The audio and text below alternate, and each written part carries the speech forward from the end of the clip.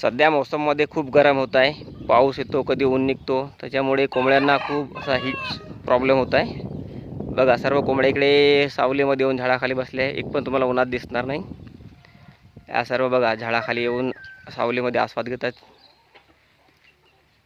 हे आहे आपला पाटीलवाडा गावरान कोंबडी फार्म, वडसा गडचिरोली जिल्ह्यामध्ये.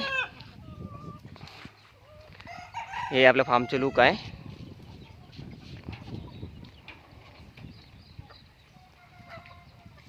सर्व कोंबड्या सावलीमध्ये दिसणार तुम्हाला, एक पण बाहेर दिसणार नाही उन्हामध्ये. ऊन असल्यामुळे बाहेर खूप टेम्परेचर आमच्या इकडे.